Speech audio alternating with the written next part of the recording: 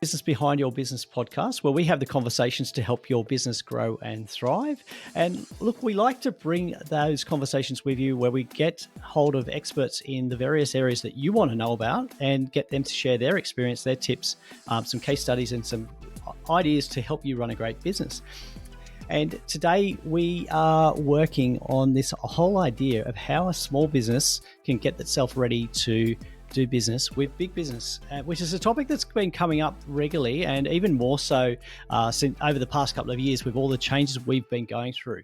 So welcome back. I'm Paul Swenny, your host, and it's great to be with you again. And today, as I said, we're going to be talking about getting a small business ready to do business with big business. And this is something that came up in a recent conversation we had with Bruce Gleason when we were talking about well, I guess more generally, we're talking about Ponzi schemes, but the whole idea was that a lot of businesses are not in a position because they don't go through the process and understand who they are actually dealing with and what steps they need to take to do it properly. And there's a lot of financial and emotional impact, and not all of that is good for small business owners. And we want to avoid that. So we're looking at this situation, and the statistic is that less than 15% of small companies or small business are actually ready to be able to do business with big business. And that's an alarming statistic, because I know that for a lot of small business, that one big contract, that one big supplier is going to be the thing that really makes a difference for them and gives them the impetus to grow their business.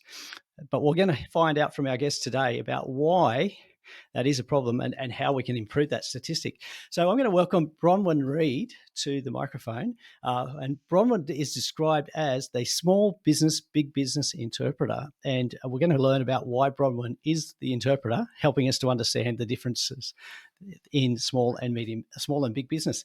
Bronwyn's been guiding relationships between big companies and small businesses for more than 20 years. She's a best-selling author, and we're going to talk about one of those books particularly today. She's an international speaker, mentor, consultant. She's won numerous business awards, which is great. But we're working with companies such as BHP, Rio Tinto, Glencore, and international organisations, and of course government. And she's also been working on those transactions, I think, from both sides of the fence, so from big business and small business. So she understands the issues that you are going through or that you need to be aware of. So welcome, Bronwyn, to the Business Behind Your Business podcast. Hello, Paul, and it's a great privilege to be here, actually, to hopefully I'll be able to give a few tips and tricks and bits of wisdom to your listeners. Absolutely. Look, I was quite excited when I came across your profile and the work that you have been doing with small business, because it is such a big problem. Small business, that big contract or that big supplier, big customer makes a big difference. So we want to make sure that we equip our business owners to get the best results they can. Now, we mentioned that you're a best-selling author, and one of the books that you have authored is recently been updated for 2023, and you've updated that to take into account a lot of the changes that have happened, and we're going to talk about those changes. But why is it so hard for small business to do business with big business? It's as though the two parties are talking a different language.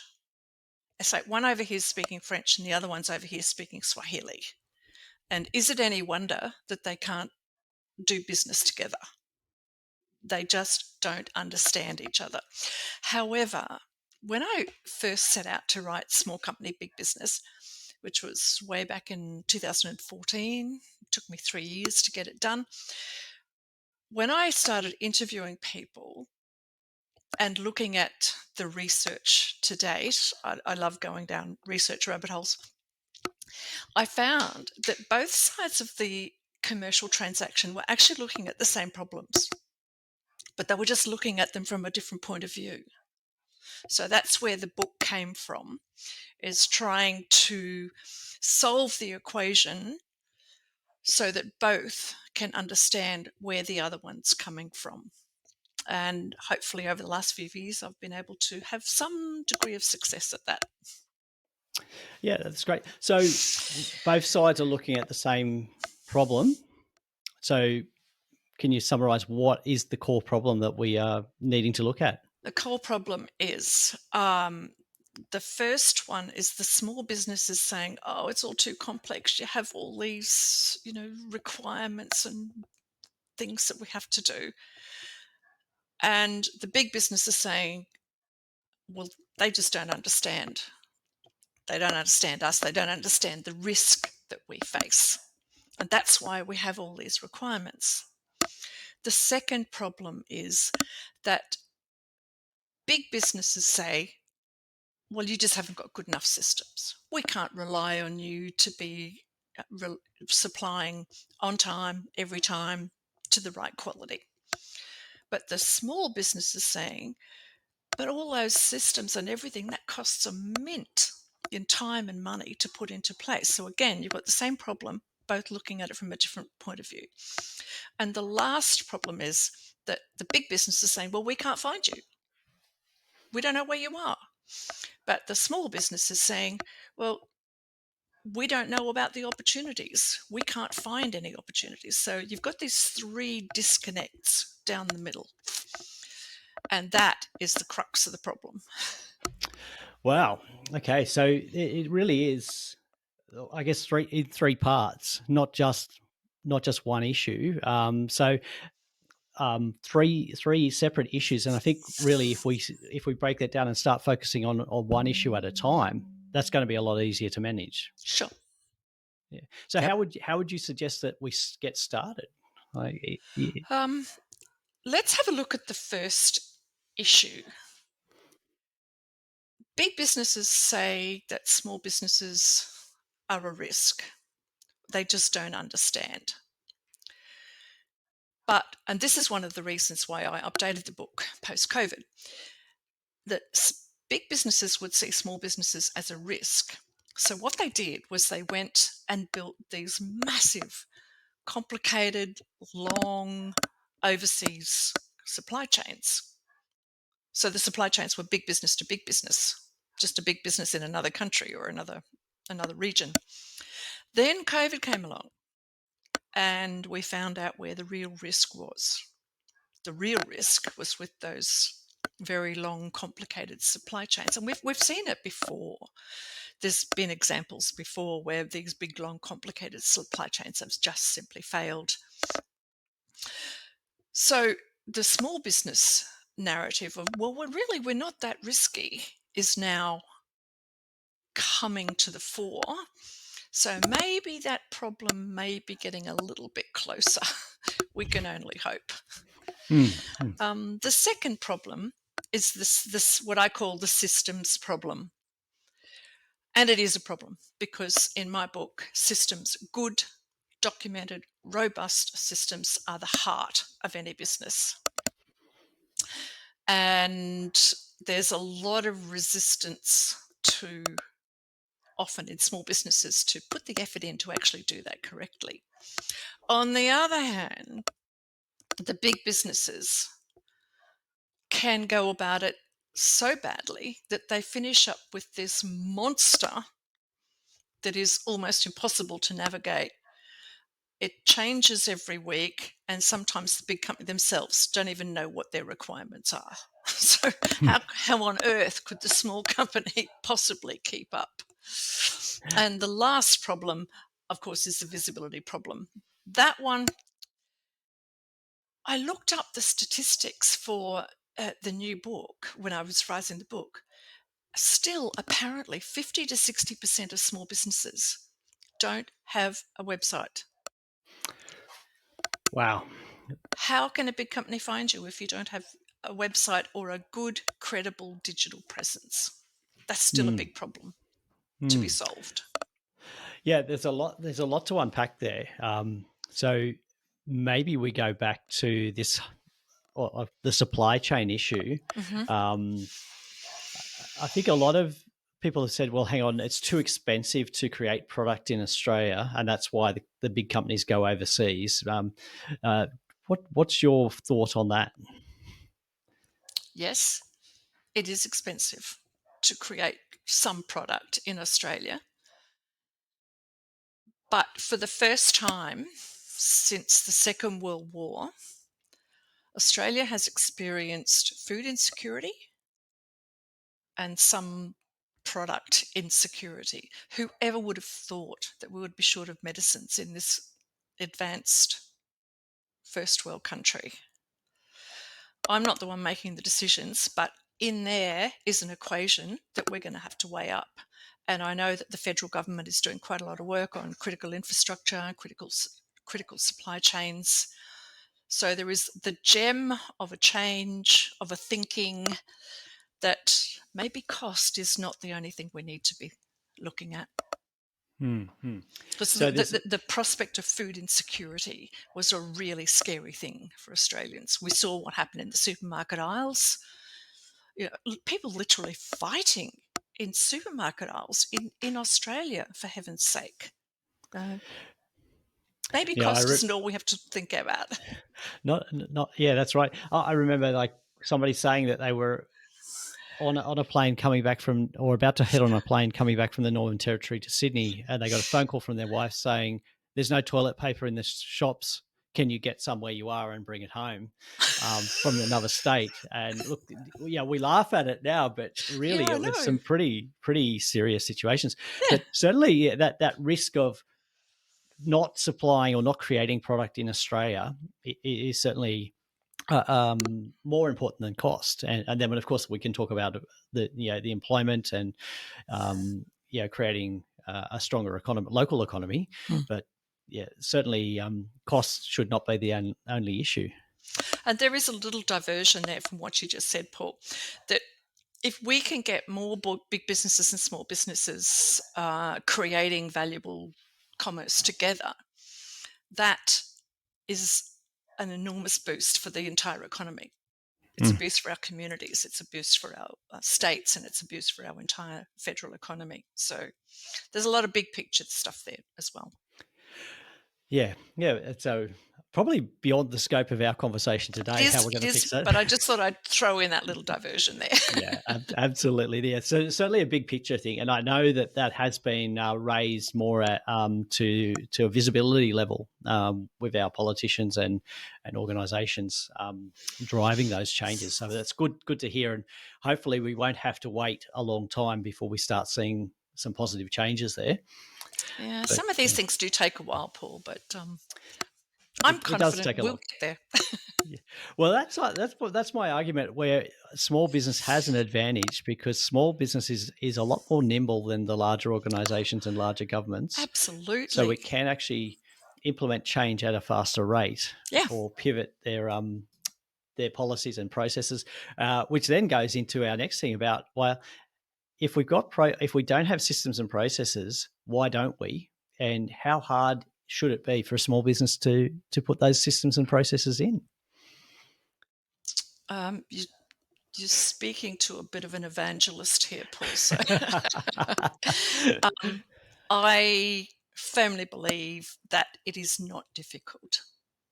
And the reason that most projects like that fail is because they start at the end and not at the beginning. Somebody comes up with a really good idea that we're going to write down all our procedures, we're going to document all our processes. So they get out a computer and start typing, or a piece of paper and start writing, and then after a couple of weeks, it all just flags. And that's because they haven't started at the correct point. They've got to start with looking at their view from a helicopter view, looking at the company with a helicopter view, looking at the sections of the business. How do those sections of the business fit together? I use a 7-step process, and we don't even pick up a pen until step 6. So it's really not that hard. But then, as I said, on the other hand, the big businesses have gone completely overboard. A lot have just gone completely overboard. I was at a workshop once, and there was a lady, and she was working with a very large company. And her medium-sized company had 14 contracts with that big company. Now, their processes were so clunky that she had to go through a proper contractor onboarding for every single one of those 14 contracts. So the amount of time that was wasted is just phenomenal. And that takes me to another, well, it's not a sidestep at all. It's very important that a lot of this stuff, the reason that big businesses and small businesses don't talk and they don't get on together and they don't do commerce together, the big businesses blame the small businesses. Or, well, you just don't understand us. Your systems aren't good enough. You just need to get better. And we have federal government initiatives to upskill supply chains, and the entire presumption is that it's a small business's problem. It's their fault, but it's not. It's actually the big business's fault. They're the ones that are making the ridiculous systems. The requirement for $10 million worth of public liability insurance or professional indemnity insurance for the small company that supplies coffee cups, that sort of thing. That's nuts. It's just nuts. So it's not. You can keep upskilling small businesses, which of course is what I've been trying to do for many years, and have worked with some big companies to do that, to upskill their suppliers. But all that counts for naught if you've still got the ridiculous stuff at the other end. Are we End seeing of a change there? rant. Are we seeing a change there with big business? Because I have this conversation regularly with people about how complicated we make our processes, or even just the steps involved. Because we seem to say we take a 4-step process and we turn it into a 40-step process, because we have to have different people involved in the process and it has to go through different departments. But the question is, well, if we break it down to the core of that process, what needs to happen and why do we need all these extra steps? Now, I will confess, I have had some audit background, and I know that auditors like to see the trails, but we can create those trails without creating complexity in our processes. And the more people that we need involved in the process, of course, we're going to have delays because people won't be available. And oh, look, I'm going to add another one in here, that a frustration that small business owners have reported to me is they've been dealing with one person and that person changes, and then nobody else in the company they're dealing with knows anything about their contract or where their payment is. Correct. I have a chapter on that in the book. Only one. I'm a bit surprised. You must be very good at narrowing down, because to me, Yeah, there's quite a few absolutely. issues there. Yeah. Yeah, exactly. Yep. Yeah, and this is another thing that is sheeted home to small business. Oh, we can't rely on you. Our staff turnover is so much less than those of the big companies that we deal with. Um, you get a new one, and then you got to re-educate them, and then you just educate them, and then you get another new one. And, yeah. And in some cases where, a small company has had a contract for a long time or been with the same company for a long time, it it actually becomes where the small company is the only one that it's the repository of the corporate knowledge, because All they've right. turned over 20 people in the meantime. Yeah. Yeah. Yeah. Yeah. So is big business changing as a result of what's happened in the past couple of years? This business is changing. Need to go back a bit further though. The new buzzwords in business are corporate social responsibility and ESG, or environmental and social governance. And then there's the old social license to operate. Now, that stuff's been hanging around in academia and in the fringe press, things like The Guardian and those sort of places, for nearly 20 years, a long time. Now, post COVID, when a lot of people reevaluated their life, they reevaluated their work, it's now become mainstream. We can even read about it in The Australian now. So all of a sudden, a lot of companies, big companies, have woken up to the fact that their customers are looking at them, their employees are looking at them, and their financiers are looking at them. Now, I could quote statistics on what amount of venture capital money around the world is looking for a socially responsible home, but it's a lot. So a lot of big companies are now realizing that this is another thing that they have to deal with. So while they are coming at it from, oh, right, well, we better do some of this ESG stuff or we'll be punished, the effect on us is the same as a small business. We get the benefit. I would like to think that they were coming at it, all of them were coming at it from an altruistic point of view. That is definitely not the case, but heck, we'll take the win. So, the conclusion there is that really it is becoming, no, I won't say easier for small business, but some of the obstacles are being removed. Yeah. Yes, it is. It's probably more a thought process just at the moment. But if you went back 5 years, if you could wind your LinkedIn back 3 to 5 years and typed in ESG consultant, you would probably get a couple of responses. Do it now.